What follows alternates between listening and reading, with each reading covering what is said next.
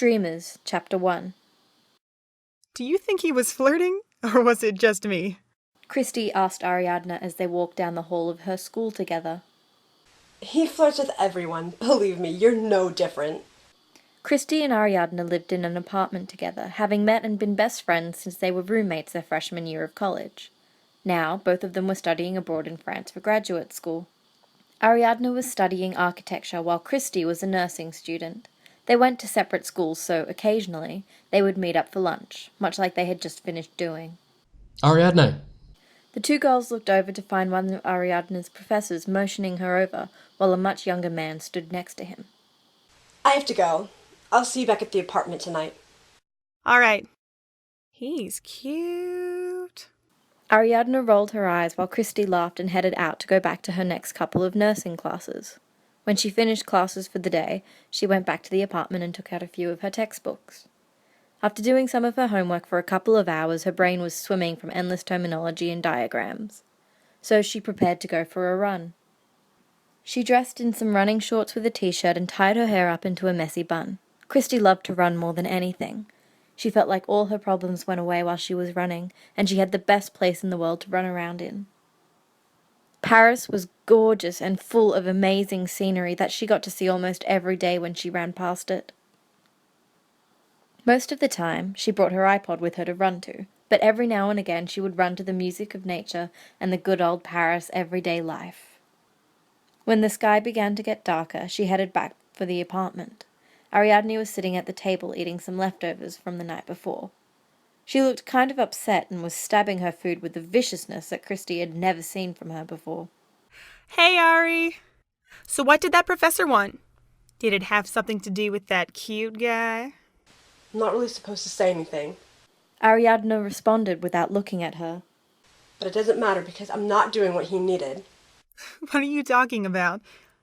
Was it an internship? A work placement? What?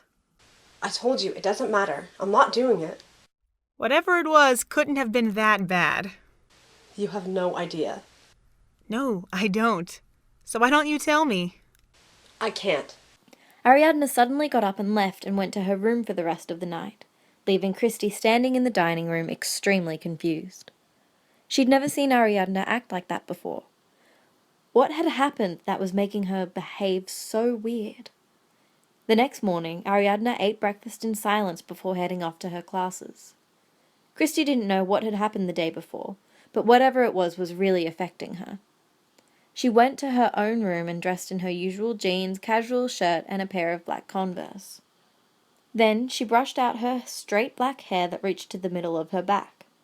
After putting on a little mascara, she grabbed her books and headed off to class, hoping that Ariadne was in a better mood when she got back. She wasn't. When Christi came back from her daily run, Ariadne was eating and doing some homework on the dining room table. She didn't look angry, but she didn't look happy either. She had barely eaten anything as her fork just moved around the food on her plate, and she looked like she was staring right through her textbook. Ari, what's up? Nothing. Are you sure? You look kind of upset. I'm fine, okay? Just drop it. Ariadne once again retreated to her room for some silence. Christi looked after her sadly. She had no idea what had happened the day before, but obviously it had really messed with her emotions. Things stayed that way for the next couple of days. Ariadne hardly ever spoke to her anymore and constantly locked herself in her room doing who knows what. Christi really missed her best friend. Finally, she decided to do something about it. Early in the morning, before either girl had left for class, Christi sat across from Ariadne while she ate her breakfast. Okay, Ari. I don't know what's been going on with you, but whatever it is, it needs to stop. What are you talking about? Ever since you met that cute guy at school, you've been acting like the end of the world is coming. Now, I don't know everything because you won't tell me, but something happened to you that day. And even though you said you didn't want to do whatever it is he wanted, I think you secretly do. Otherwise, you wouldn't be acting like this. You don't understand what they wanted. Maybe not, but what I do understand is that it's really affected you. Go back to that guy and do whatever it is he wanted. I have a feeling it would really improve your mood. Ariadne stared into space for a little bit, thinking about what Christi was saying. You really think I should go back? Well, not just should. I think you want to. So do it. Ariadne smiled and stood up. You're right. I'll go see him again today. Christi smiled back and went to go get dressed. Hey, Christy? Ariadne called as she prepared to walk out the door. Christi turned back to her. Thanks. When Christi returned from her run, Ariadne looked a lot happier than she had the past few days. Oh, I take it everything went well? Christi asked with a smile on her face. Ariadne smiled back. You were right.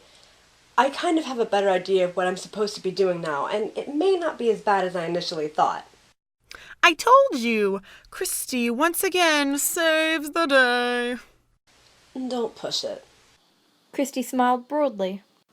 So, what exactly is it they want you to do? Sorry, still sworn to silence, especially now that I'm actually doing the job. Oh, after all the help I did and everything. The two girls laughed and went to their rooms to do homework. For the next few days, Ariadne spent a lot of the time in the apartment, drawing and sketching and even creating little models of what looked like floor plans. That only made Christi more curious about what this mysterious job could possibly be. From what Christi saw, Ariadne hardly ever slept. She wasn't sure how that could possibly be healthy, but it must have been a result of whatever she was doing with her time as of late. Things went this way for approximately 2 weeks, if not a little longer. Every time Christi asked what she was up to, all she got was the same answer: sworn to secrecy. Despite the fact that Ariadne was in a much better mood than before, she was now too busy to spend time with Christi. She really missed the girl she called her best friend. They hardly ever talked anymore because she was always working at or for the mysterious job. She missed studying with her and going out to eat occasionally, and their movie marathons and all their late-night talks. But she knew she couldn't complain because she was the one who had told her to go back in the first place. Chapter 2. As Ariadne and the rest of the team prepared for the Fischer project and packed up everything for the flight, the nerves were running wild from every single person. There was a lot riding on this job, especially for Cobb. It was almost too much pressure to handle, but they forced themselves to focus and just get the job done right. Ariadne's cell phone rang in her pocket. She pulled it out and saw it was Christi who was calling her. Hey, Christy, I can't really talk right now. I'm working. Ari? Are you okay? You sound like you're crying. I've been taken. What are you talking about? She put the phone on speaker. Cobb, listen to this. She said to the blonde man. Where are you? I'm in the back of a van. Who took you? I don't know. There's 2 men. I keep hearing the word Kobold. Every single one of the team members' eyes widened as they all frantically looked at one another. Do you know exactly where you are? No. Hey, she's got a phone. A man's voice yelled in the background. There was the sound of banging and another man shouting things over Christi's screams. Then the line went dead. The silence in the room was deafening. Who was that? Cobb asked. My best friend, Christy. We've been roommates since our freshman year of college. By the looks on all the men's faces, she could tell they knew something she didn't. What is it? Do you know who took her? It was our last job. Kabul hired us to extract information from Saito's mind. We failed, and now they have a bounty on us. Specifically Cobb. What do they want with Christy? My only guess is to lure him out into the open. What are they going to do to her if he doesn't show?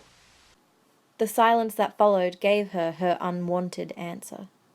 We've got to get her, Eames stated. We are not leaving her at the mercy of Kobold when she had nothing to do with any of this in the first place. Cobb sighed and pressed his hand to his temple. As much as he wanted to disagree, he knew Eames was right. Who knew what would happen to the poor girl if they left her with Coble? They had already proven that they were willing to kidnap her. He didn't want to think about what they'd do next. Okay, we've got a few hours before we're supposed to be on the flight. We'll go in, get the girl, and get out. After that, we'll make it up as we go. That's what we do all the time anyway. Ariadne breathed a small sigh of relief that he wasn't going to leave Christi with those men. But she was still beyond worried about what would happen to her until they got there. Arthur, trace where that phone call came from and find out her location. Ariadne and Eames, you'll be with me. And the rest of you finish packing everything up and get on the plane. We'll be there before it takes off. He looked over at Ariadne. Let's go get her. Cobb, Arthur, and Ariadne ran back to the car and got Arthur on Ariadne's cell phone, as he gave them directions to where he had traced the phone. They ended up at a warehouse that looked just as intimidating on the inside as it did on the outside. Cobb motioned for Ariadne to stay and keep watch, then motioned for Eames to go one way while he went the other to look for Christi. The two men wandered around, being very careful not to be seen by any Cobol agents. Finally, Eames found the girl. Her arms and legs were tied to a chair and her head was slumped forward, resting on her chest. Cobb! Eames ran over to Christi and examined her face and eyes. She's been sedated. They heard voices not far from where they were and correctly assumed that it was the two Cobol agents who had taken her. Eames proceeded to quickly untie her bindings and frowned at the red lines that were left behind on her wrists from the ropes. It wasn't fair that she had been brought into this in such a harsh way. After finally freeing her, he slipped his hands under her legs, around her waist, and hefted her up into his arms. Her arm went around his neck while her head rested against his chest. She felt so fragile. Let's get out of here now. Cobb and Eames quietly raced back to the car where Ariadne stood, anxiously awaiting their return. Is she okay? She panicked at the sight of her unconscious friend. She's fine, just knocked out. He gently placed Christi in the back of the car with Ariadne and then ran into the passenger seat. Suddenly, gunshots fired at them and threatened to burst through the windshield. Cobb took off as fast as he could to get away from the shots. What are we supposed to do now? Well, we can't bloody leave her here now, can we? They'll recapture her as soon as we leave. We can't just get her on the plane. Why not? We've already bought out the cabin and the flight attendant. And Sato owns the whole bloody airline. We shouldn't have a problem sneaking her on. Cobb sighed again. This was not going according to plan, but once again Eames was right. They couldn't leave this girl here when Cobol was still walking around. Seeing no other option, he drove to the airport where the rest of the team would be. On the way he called Arthur and told them of the unexpected addition to their plans. Arthur wasn't happy, but he agreed that they didn't have much of a choice. The four of them rushed to the airport with Christi in tow. Shouldn't she be awake by now? Ariadne asked as they arrived with Christi still unconscious. The sedatives they gave her are still trying to ease their way out of her system. It shouldn't be much longer. How are we going to get her on the plane?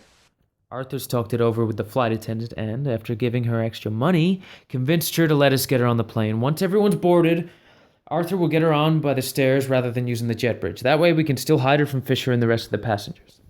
Arthur met them outside and drove to the airstrip where their plane was waiting while Cobb, Ariadne and Eames went inside the airport to board. He parked their car and waited for the sign from their flight attendant. Arthur never liked getting a stranger to help them with their dream sharing. A necessity, he knew, but it didn't change the fact that it made him nervous to think that one word from any of them could get the whole team arrested. Once everyone was on the plane boarded, the flight attendant showed her face, and that's when Arthur knew it was time. As if their job wasn't illegal enough, they were now sneaking someone onto a plane. This had not been part of the plan when he went to college. Arthur picked up Christi and carried her aboard the plane. He didn't miss the nervous look on the flight attendant's face, and he didn't blame her one bit. If she got caught helping them, her whole job was in jeopardy, and maybe more than that. But again, it was a necessity. With the curtain closed, he set Christi down on the floor of the plane, separated from everyone else. Cobb, Ariadne, and Eames joined Arthur to make sure they had both gotten on safely. She should be waking up any minute. As if on cue, Christi stirred a little, and her eyes began to flutter open as her foggy mind started to clear. Taking one look around her, she gasped as she quickly sat up. That wasn't her best decision because sitting up so fast made her head start to ache. Christi, I'm so glad you're okay. Ari? Christi said, trying to put the image of her friend into focus. What's going on? Who are all you people? What are you doing to me? Shh. Ariadne shushed. The last thing they needed was Fisher coming back here and questioning what they were all doing. Don't tell me to be quiet. I want to know what the heck is happening right now. Who took me? Are you all working with them? Christi, is it? Cobb said as Ariadne helped her stand. Still trying to regain her balance, Ariadne had to put her hands on her to keep her from falling. First of all, we're the good guys. We saved you from those Cobble agents. He handed her a glass of water. Here, drink this. It might help you feel better. Christi looked at him suspiciously. He hadn't given her any reason to trust him. But Ariadne seemed to, and the water was really tempting. If this guy did save her, he wouldn't poison the liquid, would he? She slowly took the glass and drank a few sips. It felt nice on her parched throat. I'd like to apologize in advance. What are you talking about? Suddenly, the images around her started to go fuzzy once more. She fiercely blinked her eyes over and over again to help her stay awake, but she just couldn't keep them open. She looked down at the glass in her hand. What did you do? Don't worry, darling. You're going to be all right.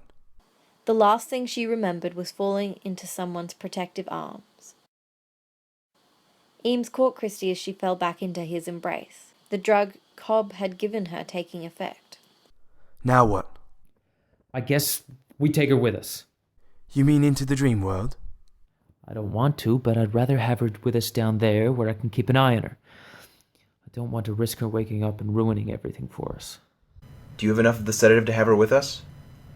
I asked Yusuf to bring a spare just in case. Apparently it's a good thing I did. Well, welcome aboard, Christi.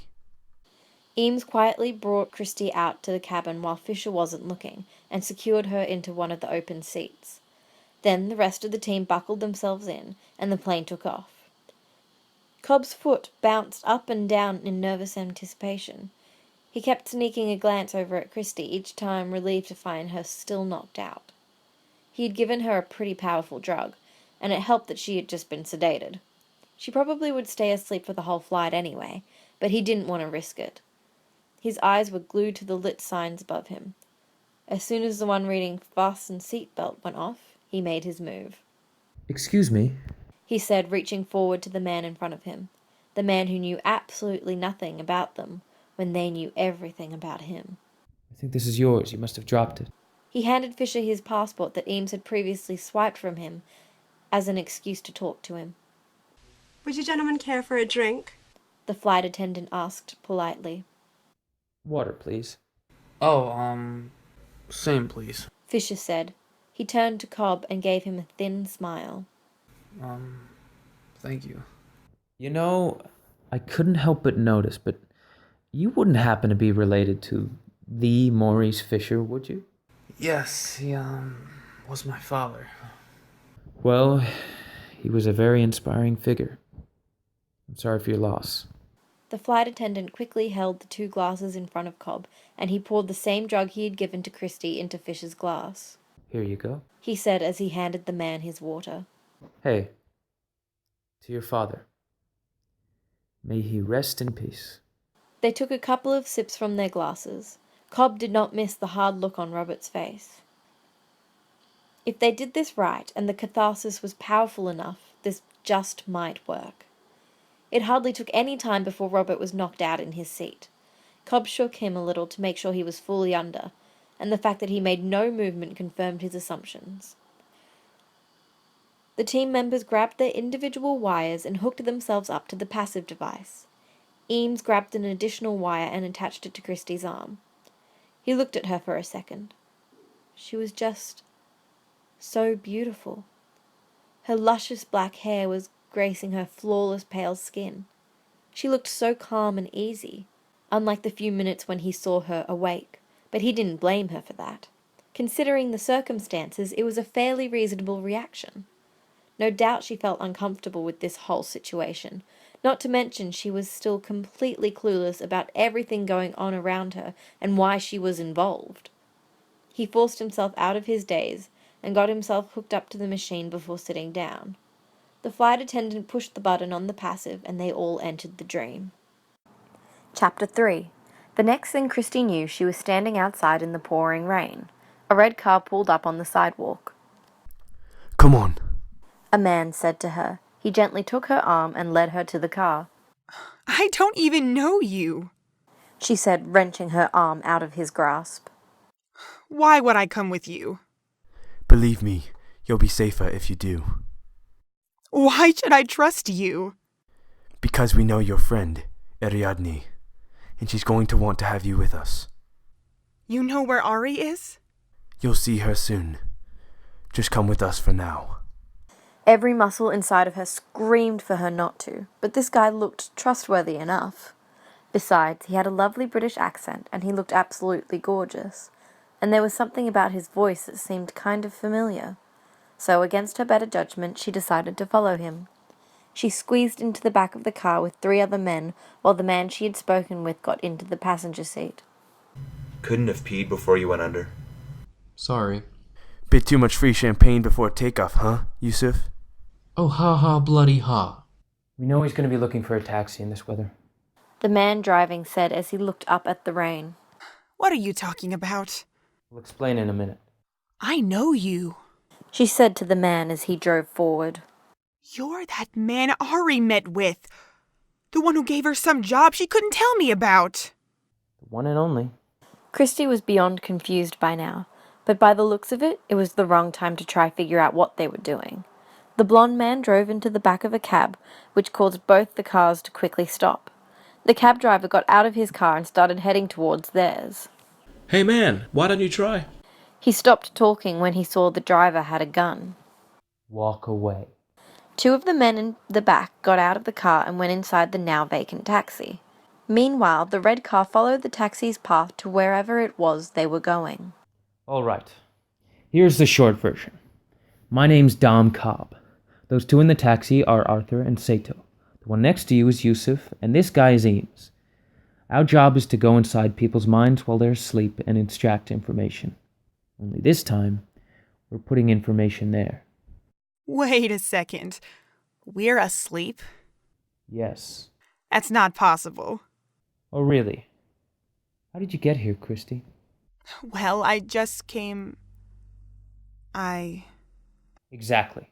I asked Ariadne to work with us, and because this isn't exactly legal, that's why she couldn't tell you about it. Her job is to design the layout of the dream. You were kidnapped by Kobel, who were after me for a failed extraction. We took you with us to keep you safe from them. All of us are actually sitting on a plane hooked up to a device called a passive. Right now, we're trying to find Robert Fischer and convince him to break up his father's company. It's called Inception. This is crazy. We've all been there. The taxi stopped and Eames got out and opened Christie's door for her. Stick with me, darling. He said with a small smile. Still confused, she obliged his request. Because what else could she do? They both ran to the taxi and slid inside, where another man, who she assumed was Fischer, was sitting. What are you doing? Fischer cried as the man and woman slid in next to him. Oh, I'm sorry. We thought it was free. Well, it's not. Well, Fischer certainly wasn't very polite. Maybe we could share. Maybe not. Can you pull over and get this? He looked up and Saito pointed a gun at him. What are you doing? It's all part of the plan, love. Trust me. You're making it pretty hard for me to do that. Fischer pulled out his wallet and tossed it to Eames. There's $500 in there, and the wallet's worth more than that, so you might at least drop me in my stop. Eames smiled a little. Gunshots suddenly pierced the window, and Arthur was forced to stop the taxi. His head whipped around, examining his surroundings, and he knew nothing good could come from all the black vans that had decided to corner them. Cover them. Get down! Eames shouted to Christi. She ducked her head as Eames covered Robert's head with a burlap sack.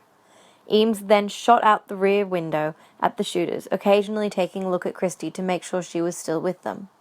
As Arthur skidded the taxi all over the place to avoid the shooters, Eames got down and used his body to shield Christie's. But she couldn't understand why. Why was he being so protective of her? Get him! Eames shot up and hit the shooter Arthur had trapped between the taxi and another vehicle. Are you alright?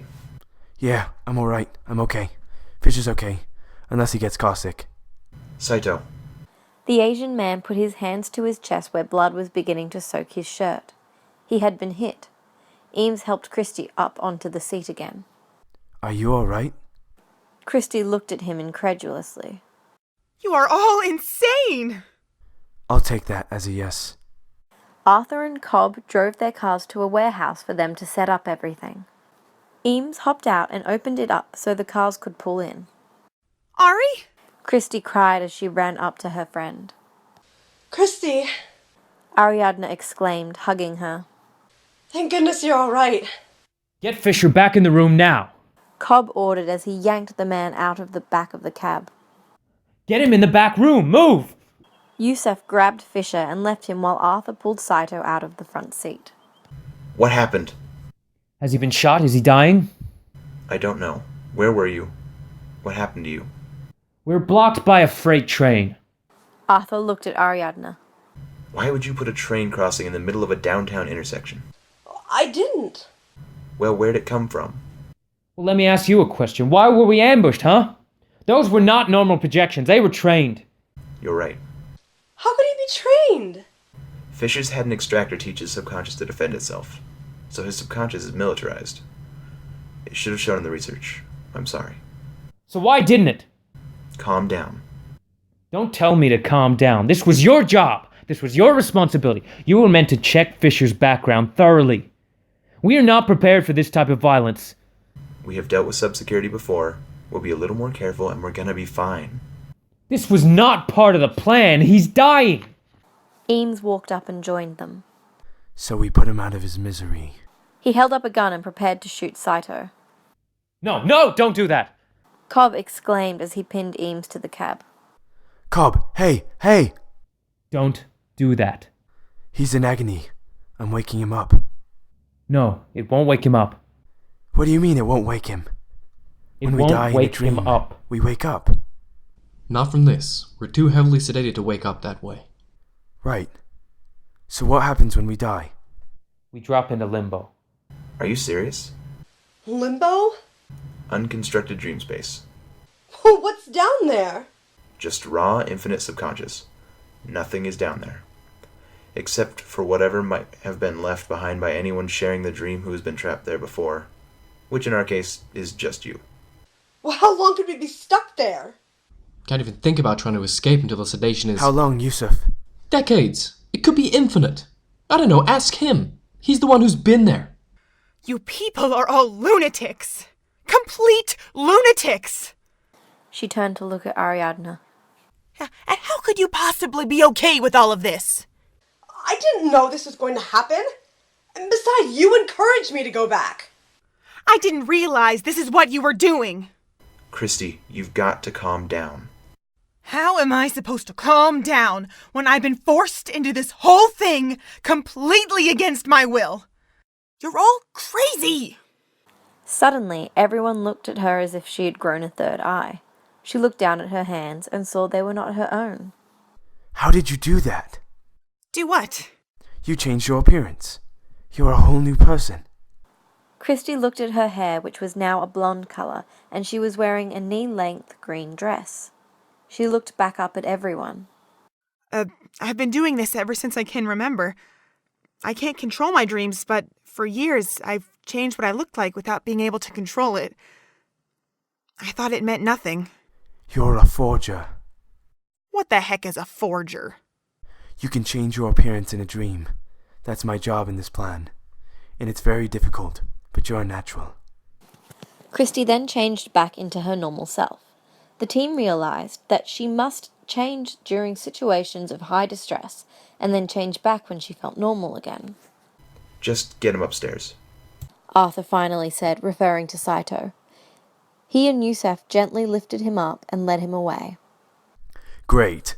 Thank you. So now we're trapped in Fisher's mind, battling his own private army, and if we get killed, we'll be lost in limbo until our brains turn to scrambled egg. Cobb said nothing before they all went to go join the others as they lifted Saito up onto the table. Chapter 4. You got first aid? I'm a nurse. Let me do it. You're a nurse? Well, training to be one. Christi got the first aid kit and quickly began working on Saito's wound. She slipped on some gloves, then carefully opened his shirt so she could better access the site where he had gotten shot. Then she took some gauze and adhesive tape and carefully put the gauze over the top of the hole. Mr. Sato, I need you to take a breath, and then exhale, and then hold it for me, okay? Saito weakly nodded before painfully exhaling. Christi quickly sealed the wound, leaving the bottom corner slightly open for oxygen to leave. As Christi continued working on Saito's wound, she listened to the heated conversation going on behind her. Arthur turned to Cobb. So you knew about all these risks and you didn't tell us? There weren't meant to be any risks. I didn't know we were dealing with a load of gunfire. You had no right. It was the only way to get 3 layers deep. Arthur looked at Yusef hardly. And you knew about this and went along with it? I trusted him. You trusted him. When? When he promised you half his share? No. His whole share. Besides, he said he's done it before. He's done it before? What? With Mal? Because that worked so good. That has nothing to do with it. I did what I had to do to get back to my children. So you lead us into a war zone with no way out. There is a way out, all right? We continue on with the job, and we do it as fast as possible, and we get out using the kick. Just like before. What are they talking about? Christi asked Ariadne. Believe me, it's complicated. Forget it. Eames said, walking away and sitting on a chair. We go any deeper, we just raise the stakes. I'm sitting this one out on this level, boys. Fisher's security is surrounding this place, as we speak. 10 hours of flight time is a week at this level. That means each and every one of us will be killed. That I can guarantee you. We have no other choice but to continue on and do it as fast as possible. He reached down and grabbed a couple of masks. Downwards is the only way forward. He looked at Arthur and tossed him a mask. You, come on. Let's go shake him up. Okay. Christi said to Ariadne as she continued to work on Saito's wound. Give me the lowdown on what the heck is going on here. Cobb only gave me the general idea. All right. Saito needs us to make this guy, Robert Fischer, break up his father's empire. To do that, we have to plant the idea in his head by helping him attain catharsis with his father. The only way to do that is to go 3 layers deep. Layers. You mean like a dream within a dream within a dream? Right. We get out of each layer by using what's called a kick. It's the feeling you get when you're falling in your sleep and you jolt in bed and wake up. Without that, we could be trapped for a while. The only reason Cobb is doing this in the first place is because Saito promised him that if the job got done, he would help Cobb get back to his kids. He can't see them right now because everyone believes he killed his wife Mal.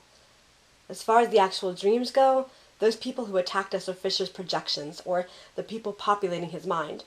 They've been trained to fight people like us, and that's why we're in danger. Now it all makes sense. Well, you were always busy, the late nights. And I certainly see why you were so upset after that first meeting with Cobb. It was a lot to take in. I'm sorry you got thrown into all this. I didn't mean for you to get involved. It's okay. It's not your fault. Hey, Christi, come here. Christi turned to Ariadne. Keep pressure on this for me? Ariadne put her hands on the wound that had been fixed up to the best of the future nurse's ability, while Christi went over to where Eames was setting up a little desk with a mirror attached to it. I'm going to show you how a forger really does it. $500 this cost. Yusef said, referring to Fisher's wallet. What's inside it? Cash, cards, ID, and this. He took out the picture and handed it to Eames, who showed it to Christi. It was a picture of a little boy with his father, as they looked at a handmade pinwheel with little numbers sprinkled on the edges of it. Useful? Eames asked as he handed the card to Cobb, who had come back into the room. Maybe. You're on. You've got an hour. An hour? I was supposed to have all night to crack this. And Sato wasn't supposed to be shot in the chest. You've got 1 hour. Now get us something useful. Please. Christi watched in amazement as Eames concentrated into the mirror, and his appearance changed before her very eyes into an older man. To see it happen to someone else, knowing that it was possible to control it, was admittedly amazing. Eames started crying out, pretending to be tortured. Who did you change into? Fisher's godfather, Browning. Had to become someone he trusted. Cobbs took him by the arms, and Eames/Browning tossed a wink to Christi as he was led to the room Fisher was in. She went back over to Ariadne and resumed taking care of Saito's wound. At this point, all she could do was keep pressure on it to keep him from losing too much blood. What did Eames want? He showed me how he does his job. Forges. He said it was. Ariadne raised her eyebrows but said nothing. If she didn't know any better, she'd say Eames had a thing for her best friend. Chapter 5. How's he doing? Cobb asked as he came over to them. He's in a lot of pain. When we get down to the lower levels, the pain will be less intense. And if he dies? Worst case scenario, when he wakes up, his mind is completely gone. Cove, I will still honor the arrangement. I appreciate that, Sato. But when you wake up, you won't even remember that we had an arrangement. Limbo is going to become your reality. You're going to be lost down there so long that you're going to become an old man. Filled with regret? Waiting to die alone. No. I'll come back. And we'll be young men together again. He started gasping as a wave of pain swept through him. Mr. Sato, look at me. Look at me. Take some deep breaths, okay? Breathe with me. In. Out. In. Out.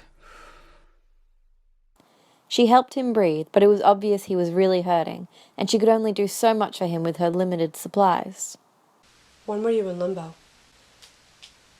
You might have the rest of the team convinced to carry on with this job, but they don't know the truth. Truth? What truth? The truth that at any minute you might bring a freight train through the wall. The truth that Maul is bursting through your subconscious.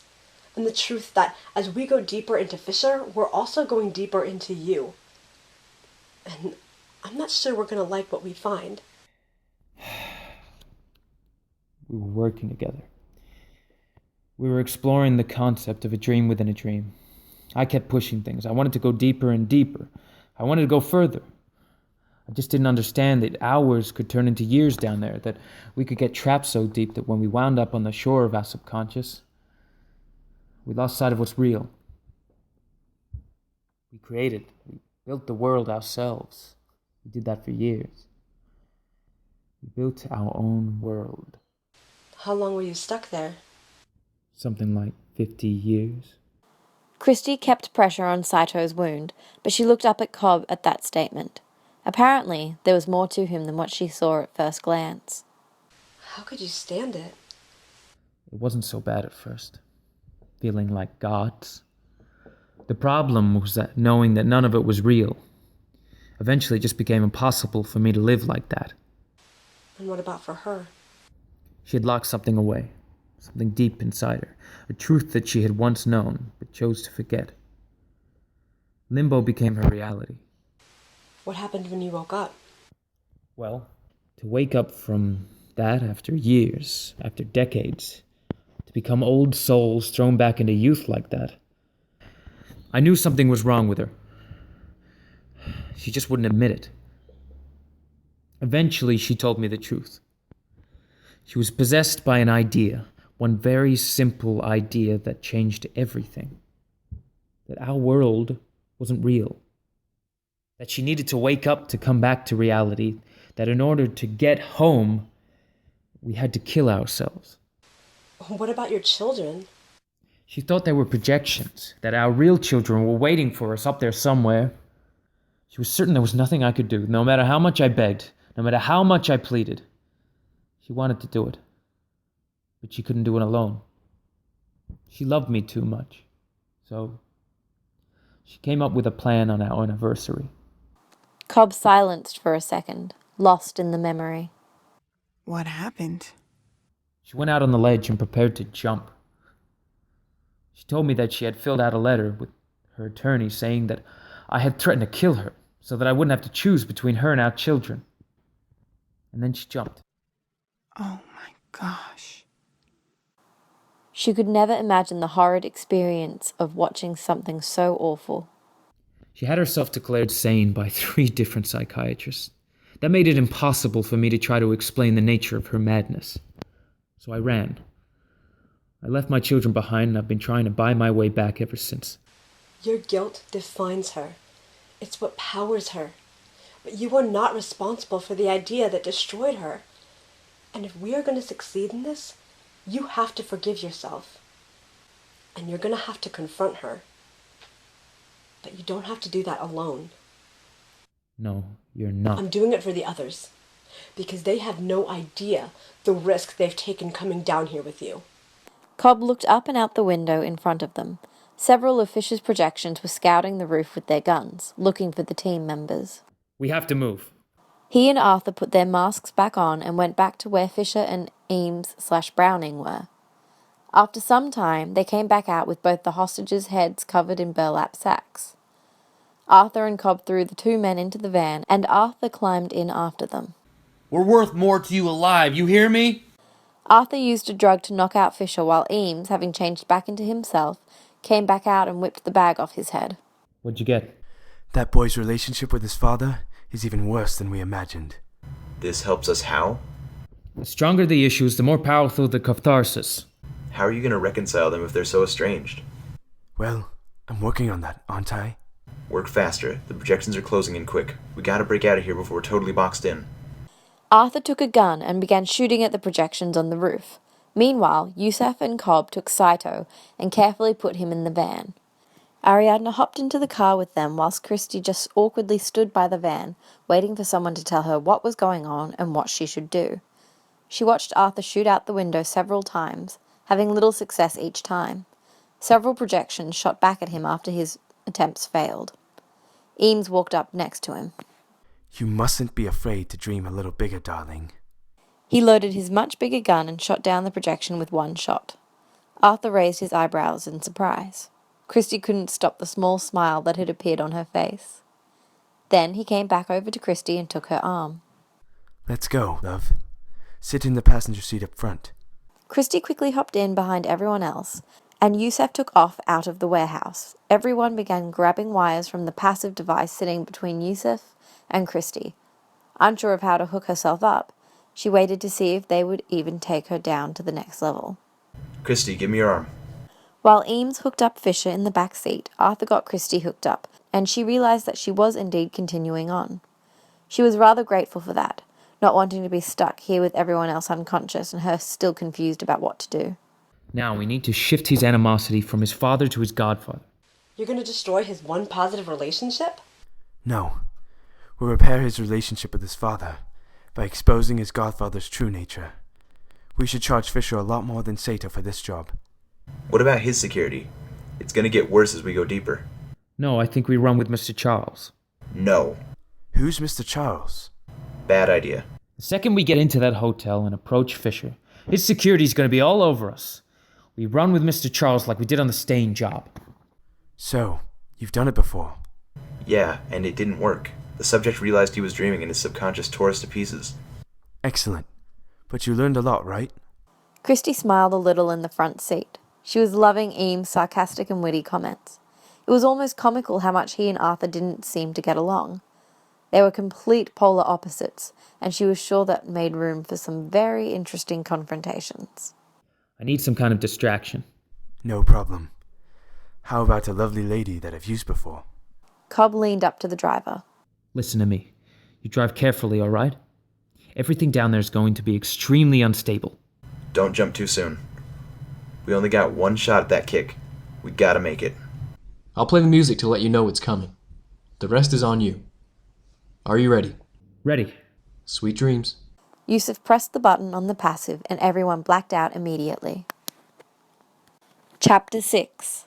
The next thing Christi knew, she was in a fancy restaurant in what appeared to be a hotel. It took a few seconds, but she was able to recall what was going on and why she was here. Her hair was pulled back on the sides and pinned to the back of her head, leaving her part intact. She was now wearing a fancy purple dress that reached just above her knees. The lacy, see-through sleeves went just to the middle of her forearms. She looked around for any familiar face and saw Fisher sitting at the bar with some blonde woman sitting next to him. Before long, Cobb came in and joined them. Mr. Fisher, right? He said, playing dumb for the man. He held out his hand for Fisher to shake. Pleasure to see you again. Rod Green from marketing, When he realized Fisher was not making any move to shake his hand back, he awkwardly put it down. Did Robert Fischer really have to be so rude? Christi knew that he had a strained relationship with his father, but even still. Cobb turned to the woman. And you must be... Leaving. She wrote down something on a napkin, probably her number, and whispered something into Fisher's ear. Then she walked away, passing where Christi was sitting on the way. It's me. Come on. Recalling what Eames had said back in the van, she was shocked to realize that the blonde woman was in fact Eames. Christi hesitantly took the woman's outstretched hand, and they began walking to the elevator. When they walked through the lobby, Christi saw Ariadne and Arthur sitting on a couch on the stairs. She began to look up at them, but Eames whispered to her. Don't make eye contact. Why not? We're being followed. Don't turn around. Just walk with confidence. Christi obeyed his request, and they walked to an elevator just as it opened. Saito was about to get out, but Eames pushed him back into the elevator and closed the doors before whoever was tailing them could get in. Mr. Saito, can I have a moment? Eames, in woman form, said seductively, putting his hand on Saito's cheek. I'm sorry, but... Before their eyes, Eames changed from the blonde woman back into himself. You look a bit perkier. Very amusing, Mr. Ames. Christi wanted to know how to do what Eames did. She was a complete amateur, unable to control when and how she changed her appearance. After seeing him do it twice and knowing that she had the same power in her, she wanted to be able to do it too. Eames looked through the wallet he had swiped off Fisher and saw the same picture in it of the boy and the pinwheel. The elevator shook a little, but neither of them seemed alarmed. Turbulence on the plane. No, that's much closer. It's Yusuf's driving. They rode in silence on the elevator before he continued. Get out on a different floor. Keep moving. Dump the wallet. Security will look for that. Okay. He looked at Christi. You stay with me. The elevator door opened and he and Christi stepped out. He turned back to face Saito. We need to buy Cobb a little more time. Once they were off the elevator and walking down the hall, Eames looked at Christi once more. Here's something really important. What's something you own and carry on your person no matter what? Never leave the house without it. Christi thought for a second. My necklace, I guess. My parents gave it to me before they... She trailed off, and while Eames wanted to know what she was going to say, he decided it best not to pry. Fine.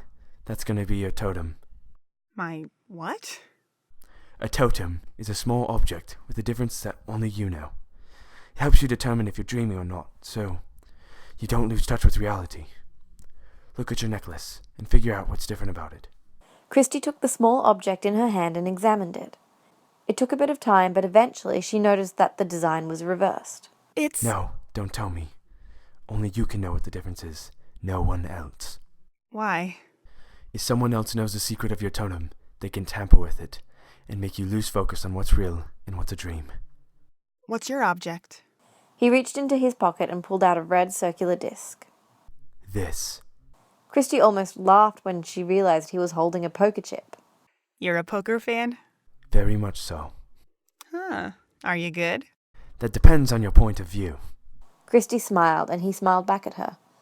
Why did it feel like she was getting butterflies in her stomach? I apologize for you getting caught up in all of this. You know, I have to admit, it's all kind of cool. Especially seeing you change your entire appearance like you have been. It takes practice. More so if you're impersonating someone close to the subject. Like when I changed to Browning. I had to study his mannerisms, the way he talked, the kind of words he used, and all that for weeks. How did you even find this kind of job? It's all about connections. Who you know and what you do. I suppose it was Cobb who first introduced me to dream sharing. Didn't take long for me to become a forger. So, what is everyone else's job? Cobb is our extractor. He gets the information out of the subject's head, or in this case, plants it. Arthur is the point man who researches all the details about our subject so we're more prepared when we enter his mind. Yusuf is the chemist who makes the sedatives needed for us to go down this deep into his mind and still keep everything stable. And your friend, Ariadne, is the architect. She designs the dreams. This is all so confusing. It gets easier the more jobs you take on, and the more you practice. Yeah, I suppose. I guess it's the same with me and nursing. What made you want to be a nurse? Christie's words caught in her throat. It's kind of a long story. I've got time. Maybe, later. Some other time, then. She just nodded, but didn't say anything in response. Eames took notice of her awkward pause, and was now even more curious as to what she was trying to hide from him. So, what's the plan now? Christi asked, trying to get off the uncomfortable subject. We do anything we can to buy Cobb some more time to get Fisher on our side and get him to trust us. Without the projections killing us, I believe this would be an excellent time to teach you how to forge. Chapter 7. Pardon?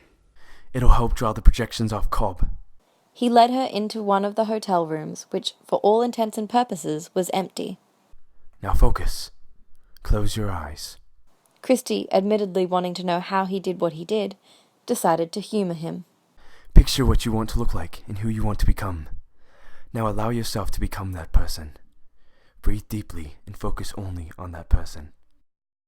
Christi calmed herself down and pictured one of her old friends from high school. Focusing on that image, she poured every muscle in her body into becoming her. Christi opened her eyes and examined her new look in the room's mirror. She now had brown hair that was hanging above her shoulders and was wearing jeans and a t-shirt. Forging is all about control. If you lose control, you lose your appearance too. You could change right in front of a projection and give us all away in seconds, which you almost did on the last level. If we had been outside when you changed, you could have been killed. You need to learn to channel your emotions so that doesn't happen anymore. With some practice, control is easier to gain. Christi's head was spinning. This was a lot for her to take in at one time. Her mind was still trying to process the fact that they were all actually dreaming. Eames took her arm and led her out of the room. Now, see that man over there? He said, pointing to a man at the end of the hall. He's looking for Cobb. Do your best to distract him. If you're successful, he may believe you're just a projection as well. How am I supposed to do that? However you possibly can. Christi nervously walked to the man. He put his hand on his gun, which made her heart start hammering in her chest. But she forced herself to relax as she smiled at him. Hey, what's a big, strong man like you doing out here all alone? She walked a little closer to him as he slowly took his hand away from the gun. Oh, you work too hard. She put her arm on his shoulders. You know what I think. I think you should take a little rest. Quick as lightning, Christi slammed the edge of her hand on his neck right below his ear, causing him to crumple to the ground. What did you do? Eames exclaimed, running up to her. I took self-defense classes in college. They taught us a move like that could cause blackouts in a second, or even death if the hit is hard enough. I have to admit, I've always wanted to do it. And I figured if he's just a projection, then it's not even real and it doesn't matter. I have to hand it to you, Christi. You picked up forging quite fast. Thanks. Now you have to change back, which is a heck of a lot easier. Close your eyes again and focus. Focus on becoming you again. Christi repeated the process and found that she was able to change back into herself within a couple of seconds. Good. Now come on. We should head downstairs and see if we can find the projection of Browning. He took her arm again and they began making their way downstairs. She had no idea how exhilarating it was to be able to forge like she had just done. Sure, she had changed appearances in her dreams countless times, but actually controlling it was something else entirely. She loved it. That was incredible, she remarked as she and Eames made their way down to the lobby. You're a natural. I've never known anyone who's a natural forger. But you're not an expert. You only know how to change your appearance, but you still need to gain control and practice mimicking an actual person. That will take a lot of practice. Well, being able to control who I turned into and what I look like, it was unreal. Yes, it was. The two of them laughed together at his little joke. There were those butterflies again. She and Eames finally made it to the lobby, and when they rounded the corner, they saw Saito talking with the projection of Browning, clearly thinking it was Eames. Eames frantically waved his hand across his neck to get Saito to stop talking to the projection. Oh, I'm sorry. I mistook you for a friend. Oh, good-looking fellow, I'm sure. Browning smiled as he walked away. Christi rolled his eyes. Men. No. That's Fischer's projection of Browning. Eames explained as he and Christi walked up to Saito. Let's follow him and see how he behaves. Why? Because how he acts will tell us if Fischer is starting to suspect his motives the way we want him to. The three of them followed Browning up to the hotel room where everyone else had gone to set up for the next layer. When they walked in, Arthur had a gun to Browning's head, and Cobb was quietly speaking to Fischer, explaining as much as he could. Eames held Browning down while Arthur administered a drug to knock him out. I need you to do the same thing that he was going to do to you. We'll enter his subconscious and find out what he doesn't want you to know. Fischer looked at Cobb for a second, then pulled up his shirt sleeve. All right. Cobb made him sit on the bed and proceeded to give him a drug to knock him out as well. Once the drug took effect, Cobb gently rested him down on the bed. He's out. Wait, whose subconscious are we going into exactly? We're going into Fischer's. I told him it was Browning, so he'd come be a part of our team. He's going to help us break into his own subconscious. That's right. Eames took Christie's arm and they both lied down on the floor together in front of the hotel bed. Strangely enough, Christi didn't feel very uncomfortable. In fact, it was the complete opposite. She felt protected almost. Like she didn't have anything to worry about as long as Eames was next to her. Security's going to run you down hard, Eames said to Arthur as he prepared to hook them up to the passive. And I will lead them on a merry chase. Just be back before the kick. Go to sleep, Mr. Eames. Christi smiled to herself as she listened to their banter again. It was quite enjoyable to witness. Just before Arthur pushed the button on the passive device, Christi felt Eames's hand intertwine with her own. Chapter 8. Christi opened her eyes as she found herself on a snow-capped mountain. Her black hair was tied into a side braid that hung over her right shoulder, and she, along with the rest of the team, were dressed in white snowsuits. Come on, love. Eames said, his presence startling her. Almost finished. She followed him across the mountain to where the others were grouped. Eames, this is your dream. I need you to draw security away from the complex. You understand? Who guides Fischer in? Not me. I know the route. Everything could be compromised. I designed the place. No, you're with me. I could do it. All right. Cobbs turned to Eames. You brief him on the route into the complex. Fischer, you'll be going with him. All right. What about you? You keep this live, he said, referring to his two-way radio. I'll be listening in the whole time. The windows on that upper floor are big enough for me to cover you from the south tower. You see it? Yes. You're not coming in? In order for you to find out the truth about your father, you're going to need to break into Browning's mind on your own. While Eames explained to Saito how to get into the hospital building Ariadne had designed, Saito began coughing violently. Small droplets of blood fell from his mouth onto white snow, sharply appearing due to the contrasting color. Can you do anything for him?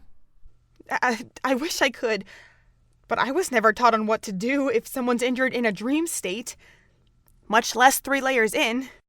Both men sighed heavily, but didn't blame the girl in any way. There just wasn't anything more they could do for him. Come, Fischer. He and Robert started skiing down the mountain towards the complex. Let me guess.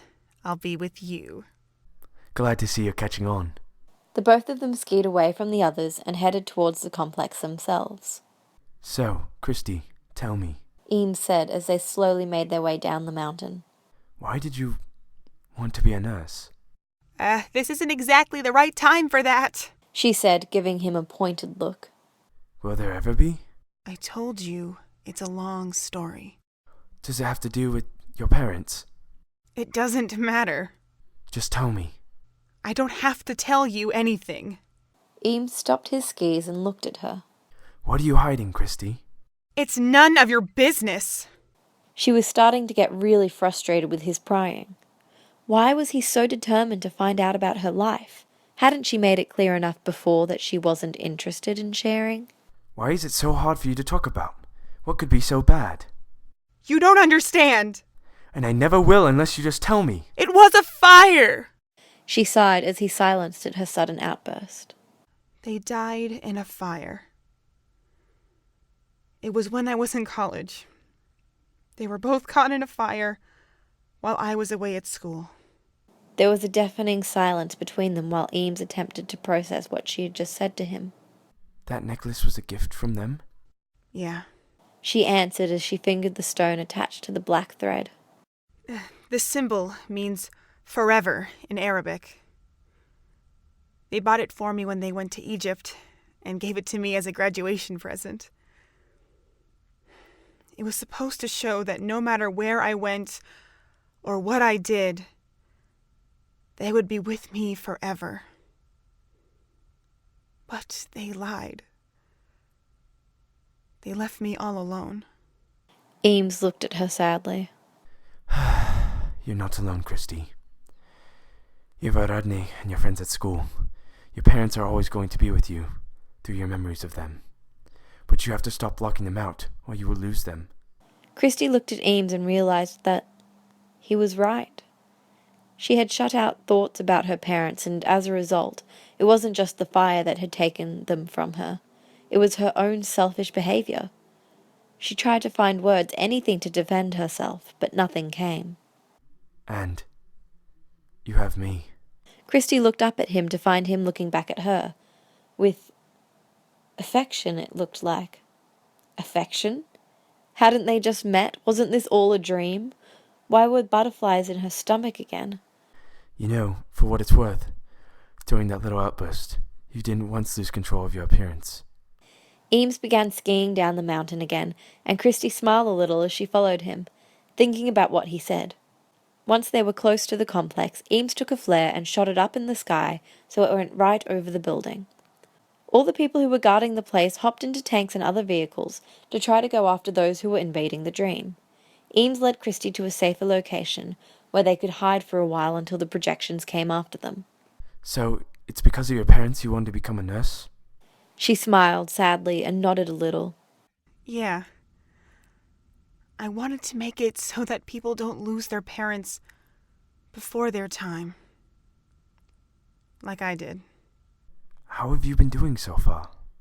Well, so far I've been able to observe several operations and shadow a few times in a real hospital. It won't be too much longer before I'm officially certified. You're on a much better career path than I am. Christi was about to say something, but she suddenly thought for sure she heard music playing. Is that music? Unfortunately, yes. He turned on the mic he was hooked up to. Cobb, do you hear that? I first noticed it about 20 minutes ago. I thought it was the wind up here. Yeah, I hear it. It's music. So, what do we do? We move fast. A tank drove by their hiding place, and while it passed them at first, it reversed until they were in sight again. Then the projection on top started firing the tank's machine gun at them. Time to go. Eames said as he pulled Christi away from the gunfire. Hope you can ski well. The tank, along with several projections on skis, came after them as they started sliding down the steep slope. Christi, no matter what, keep going down the slope. Do not worry about me. I'll take care of them. If you say so. Christi slid down the slope as fast as she could while Eames took out as many projections as possible. He threw a rope around a tree, which caused several projections to slide right into it, practically slicing them down the middle when they slid into it with such force. When Christi realized that he had stopped the projections, she forced herself to stop as well. A thunderous noise caused them to look up. She saw a huge avalanche sliding down the side of the mountain. Eames grabbed Christi around the waist and flung her over to where they were out of its path. They managed to only get hit with a little snow and the wind that resulted from it. Are you all right? Eames asked Christi once the avalanche had passed. Yeah, I'm fine, I guess. Eames turned on his mic again. Cobb, did we miss it? Yeah, we missed it. Well, what do we do now? We finish the job before the next kick. What next kick? When the van hits the water. Eames and Christi looked at the projections from their hidden perch. Run! Turn around! The one on top of the tank shouted to the others. Move to base! Move to base! Go, go, go! There's something wrong. They're heading your way, like they know something. Just buy us more time, alright? On our way. Eames stood up and went after the projections. He turned to Christi. Stay right here and wait for me. She nodded as he took off his skis. While she watched, she took off hers as well and deposited them into the snow. Eames took his skis and rammed them into one of the projections. Then he climbed onto the snowmobile another was driving and forced him off it, taking control of it himself. He then steered it back towards Christi. He came towards her and he didn't show any sign of slowing down. Give me your hand. She held her hand out and he skillfully grabbed it and flung her up onto the snowmobile behind him. She wrapped her arms around his waist as he drove up to the complex where the rest of the team were headed.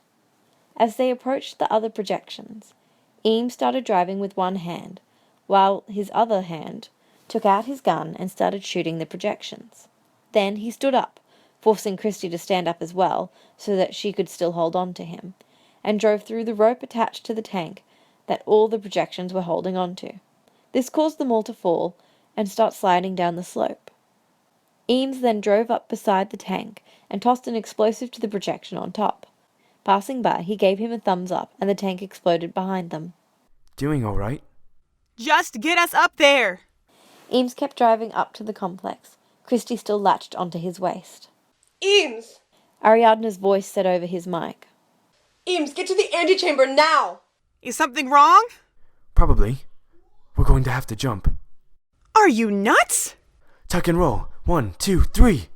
Together, they both jumped off the moving snowmobile right in front of the complex. Eames ran over to her and quickly helped her up. He took her hand and they ran over to the secret entrance where Fisher and Saito had gone. Once they made it inside, they had to climb up a ladder to make it up to where the others were. Eames made Christi go ahead of him, and when they were both up, they saw Saito on the ground, coughing even more violently than before. Eames gently shook his head, trying to keep him alive. He and Christi kept going to the bigger room to find 2 bodies lying motionless on the ground. Fisher and a woman Christi didn't know. Eames ran and grabbed an emergency defibrillator off the wall. Then he ran over to Fisher and began to undo his snowsuit so he could get to his chest. What happened? He asked Ariadne and Cobb walked in. Ma killed Fisher? So this strange woman was Cobb's wife. Or at least, a projection of her anyway. I couldn't shoot her. He looked at Eames trying to put the defibrillator paddles onto Robert. There's no use in reviving him. His mind's already trapped down there. It's all over. Chapter 9. Eames stopped putting the pads on Fisher and looked up at him. So, that's it then. We failed. We're done. I'm sorry. Well, it's not me that doesn't get back to my family, is it? Shame. I really wanted to know what was going to happen in there. I swear we had this one. No. That's not possible. It can't just be over. We were so close. We can't have failed now. I'm sorry, Christi.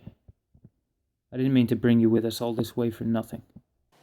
Christi was honestly extremely surprised that she felt so upset about this whole thing failing. It wasn't just because she had been dragged into this completely against her will by being kidnapped, sedated, and drugged. She had become invested in the whole operation, despite it all, and was disappointed that it hadn't worked out. Especially when they were so painstakingly close. Cobb went over to Eames. Let's set the charges. No, there's still another way. We just have to follow Fisher down there. Not enough time. No, but there will be enough time down there. And we will find him. Okay, as soon as Arthur's music kicks in, just use the defibrillator to revive him. We can give him his own kick down below. Look, you get him in there. As soon as the music ends, you blow up the hospital, and we all ride the kick back up the layers. No, Ari, that's too dangerous. Don't worry about me. We can do this. It's worth a shot. If Sato can hold the gods off while I set the charges. Sato will never make it. Will he? Eames begrudgingly shook his head. Cobb, come on, we gotta try this. Go for it. Eames said as he handed Cobb a passive device. If you're not back before the kick, I am gone with or without you. She's right. She's right. Come on, let's go. Cobb grabbed the passive, and he and Ariadne began to take off the bags, and went over to enter yet another layer deeper. Ari, wait! Please be careful. I will. Thanks for being so cool with all this. I'm sorry you got thrown into the middle of it all. Don't worry about it. Just focus on getting back safely. I'll see you back in the van. The two girls hugged tightly, neither knowing just what exactly was going to happen in the next few minutes. Cobb and Ariadne started up the passive, and Christi could only wonder where their minds were now. Christi! She looked over and found him trying to get Saito into the room. Running over to him, she slipped one of Saito's arms over her shoulders and helped Eames get him into the room. Sato. Sato. Eames said, lightly slapping his cheek. I need you to take care of Fisher while I go get some charges, okay? He handed him a gun and a grenade. No room for tourists on these jobs. Saito said with a weak smile. Don't be silly. He stood up and looked at Christi. You stay with Fisher and try to get him up with the defibrillator. Protect him and the others. I will. Be careful now. Always am. Eames took off outside the complex to set the explosives for the kick. Meanwhile, Christi went next to Fisher and turned on the defibrillator, after making sure the pads were appropriately placed. Commotion from the vent where she and Eames had come out caused her to stop what she was doing. Gunshots rang out and threatened to hit her. Saito attempted to shoot back, but his attempts to do so were stopped by the pain he was experiencing. Needing some way to defend herself, she ran over to the unconscious Cobb and grabbed his handgun from him. Then she ran back over to Fisher's body, and when she saw a white snowsuit in the vent, she pulled back the hammer and shot several of the projections. Saito took the pin off the grenade and threw it down the shaft, where a fiery explosion released, killing all the projections inside. Christi ran over to him as his body became still. Sato!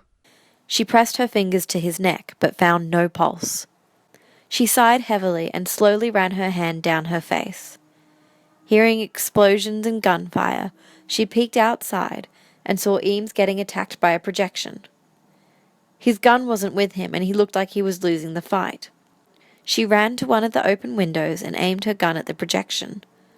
Using skill she wasn't even aware she possessed, she managed to successfully shoot and kill the projection. Eames retrieved his gun and looked up from where the shot had come from to find Christi with the gun in her hand. He sent her a small nod, and she returned to the action. She went back over to Fisher and started to pump up the defibrillator. It wasn't too much longer before Eames came back into the room. She saw him glance over at Saito. He's gone. Music started to play once more. That means the kick is coming. Get him going. Eames demanded, going next to Fisher. She nodded and checked the pads once more to make sure they were still correct. Finding that they were, she pushed the button on the machine, and Fisher's body convulsed as a wave of electricity shot through him. No response. She pushed the button again, but still nothing. With one more push of the button, Fisher gasped and sprung up. Christi smiled a little at Eames as Cobb and Ariadne appeared to be successful. In there, now! Eames said, helping Fisher to his feet. Go, go, go! Christi and Eames made eye contact. Perhaps the mission was going to be a success after all. Christi looked over at Cobb and Ariadne. Both were still unconscious. Shouldn't they be awake by now? It's not that simple, darling. They watched as Fisher went over to the double doors, punched in a security code, and then entered the room where his sick father lay in his hospital bed. The doors closed behind him, separating him from Christi and Eames. Eames got himself and Christi up off the floor and went over to the entrance, where he entered the same security code, allowing them to see Fisher. He was kneeling by his father's bedside, looking emotionally upset. His father weakly pointed to the safe next to his bed. Fisher slowly went over to it and entered in the combination. Come on, come on, come on. Christi looked at him, and then back at father and son as she nervously bit her lip. Fisher opened the safe, and whatever he saw made them achieve their goal, for he grasped his father's hand in both of his and began sobbing for him. Christi looked back at Eames and smiled. Their mission had been a success. She didn't really know what possessed her to do so, but she took Eames's head in her hands and kissed him passionately. She released him, and they both smiled awkwardly at each other. Their heads turned when they realized the song that was playing had ended. Time to go. What about Cobb and Ari? They'll be fine. He pushed the button that caused the charges he had set to explode, and the whole complex began to crumble. Eames held out his hand for her, and she smiled as she grasped it with her own, and they began to fall. Her eyes opened, and she was in an elevator in the hotel. The elevator exploded, and she opened her eyes again as the white van hit the water and everyone was submerged. Fisher grabbed Eames/Browning, and they both got up to the surface. Yusuf, Ariadne, Arthur, and Christi all remained in the van. A dead Saito was in the back, and Cobb was buckled in, both of them in limbo now. Arthur grabbed an oxygen tank, and he and Ariadne inhaled from it while Yusuf had another one in the front.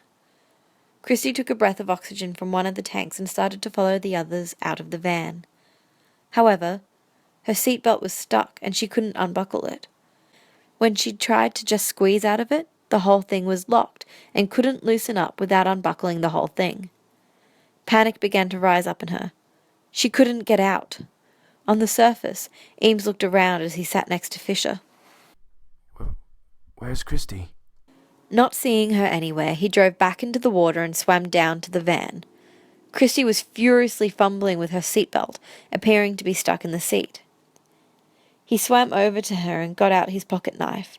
She looked surprised to see him as he began cutting away her restraints.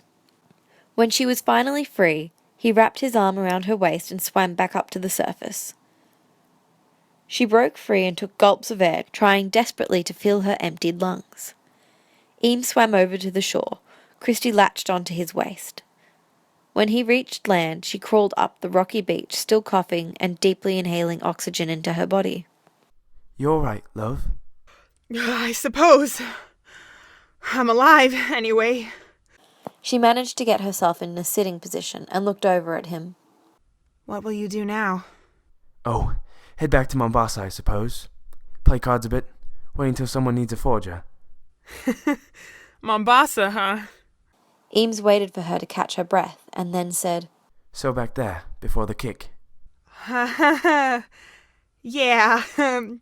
I guess I just got caught up in the moment, and I... There was a pregnant pause between them, in which both were quite uncomfortable. Thomas. What? That's my first name. Thomas. Christi smiled a little. Morimizu. That's my last name. The two of them looked at each other again as they sat on the shore. Eames gently put his hand on her cheek, feeling his fingers gently trace over her gorgeous, soft skin. He drew her closer and closer until she felt their lips touching once more. Christi could feel his fingers intertwine into her wet hair as he deepened the kiss with her. It was a moment neither of them would trade for the world. Christi's eyes opened, and she found herself on a seat on the plane from before. She looked over at Eames, and they made eye contact with each other. Christi began blushing furiously as she smiled and looked away from him. She saw with delight that everyone in the plane, including Cobb and Saito, were once again awake. She looked down at the stone and saw that the design was back to its original form. She was back in reality. The flight attendant walked over to her. We'll be landing in about 20 minutes. Do you need immigration forms? Yes. Christi said, taking a form from her. She filled out the form, and it wasn't long until the plane landed. Saito made a call in order for Cobb to walk into the country a free man, and another one for Christi to be able to get on another plane to go home. Seeing as she did not have anything with her from the time she had been kidnapped, Christi and Ariadne got off together to get into the country, and then go book another flight to get them back to Paris so they could return to their classes. As she was about to go with Ariadne to find a flight, she felt a hand on her arm and turned to find Eames. Look, Christi. What happened while we were on the plane? We may have been in a dream, but what we felt was real. Eames. You have serious potential to be a forger, and with your nursing skills, you could be extremely helpful if someone gets injured. You were incredible back there with Fischer and Saito. Look, all of this just isn't my world. I don't want to be a forger, and I don't want to go inside people's dreams. I just want to get back to school in Paris and become a nurse and forget that any of this ever happened. I'm sorry.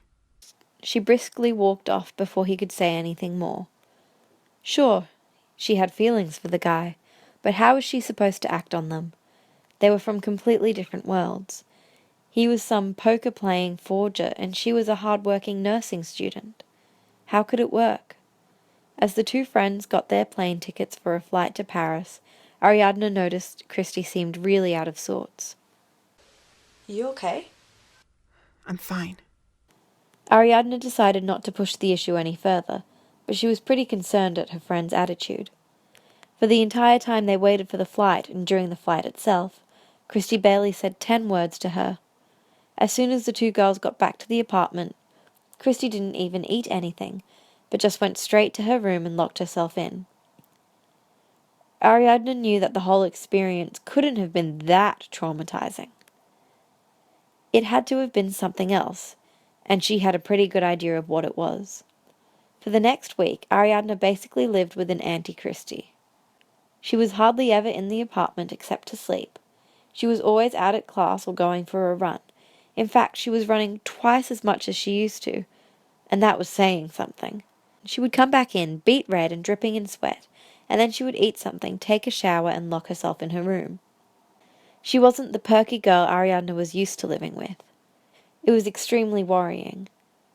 If this was how Ariadne acted after she found out about the whole job to begin with, it was no wonder Christi was worried about her. This had to stop. Christi. Ariadne said, grabbing her by the arm when she came back from her daily run. What's going on with you? Nothing. We both know that's not true. It wouldn't have anything to do with Eames, now, would it?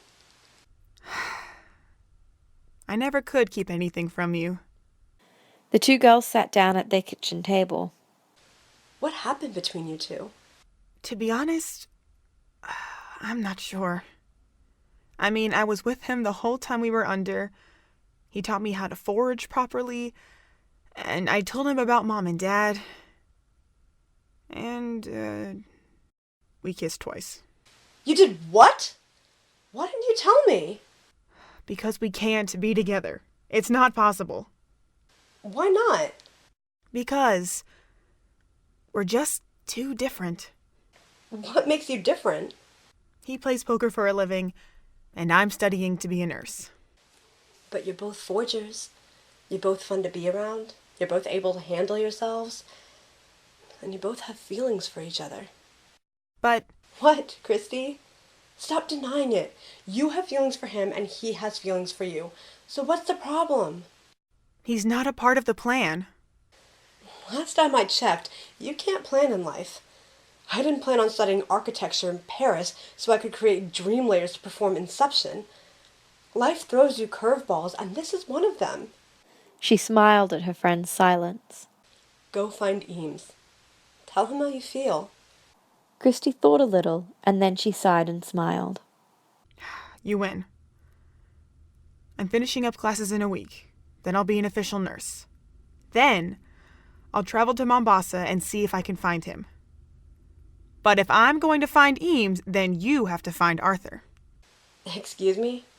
You think I didn't see the chemistry between you two? Well, he did kiss me. What? And you were getting on me for not telling you about my kiss? Well, it was just a way of trying to get the projections to stop looking at us. Oh, sure it was. Arthur obviously has a thing for you. The deal is, if I go to find Eames, you have to find Arthur. Fine. Deal. Christi aced all of her final exams the next week, and finally, after years of classes and tests, became a certified nurse. After a couple more days of getting her bearings straight, she bought a plane ticket to Mombasa. The place was huge and crowded, and she had no idea how she was going to find Eames in such a large city. She now wished she had talked to him more about where exactly he would spend all his time, or at least specifically where he lived. Remembering that he played poker all the time, she started by looking in all the casinos and asking around to see if anyone knew who she was talking about. After several days of no luck, she was just about to call it quits. But then her luck turned around. Excuse me. She said to the 1,000th person in the city. Do you know anyone who goes by the name Eames? He's usually found in casinos playing cards. Yeah, he just left out that door a couple of minutes ago. Christi's heart nearly stopped. Someone finally actually knew who she was talking about. She raced out the door and attempted to follow his supposed past. Eames! Thomas! Christi? She turned around, and there he was, just a few feet away from her. What are you doing here? I haven't been able to stop thinking about you. About dreaming, about everything. Really? I tried to forget it all. But how could I forget what it's like to completely change my appearance and be able to control it? How could I forget someone who helped me face what happened with my parents and reminded me why I wanted to become a nurse in the first place? How can I forget that kiss? You can't. I don't want to anymore. She ran up to him and threw her arms around his neck as her lips crashed onto his in a forceful yet loving kiss. When she released him, he gently pressed his forehead to hers. I fell for you from the first moment I saw you. She smiled and kissed him again, cherishing the moment as much as she could. You were right. I could be useful as a forger and a nurse in the dream state. And I'll be there to teach you everything there is to know. Hand in hand, Christi and Eames set off to prepare for the next dream project, whenever it would be. End of story.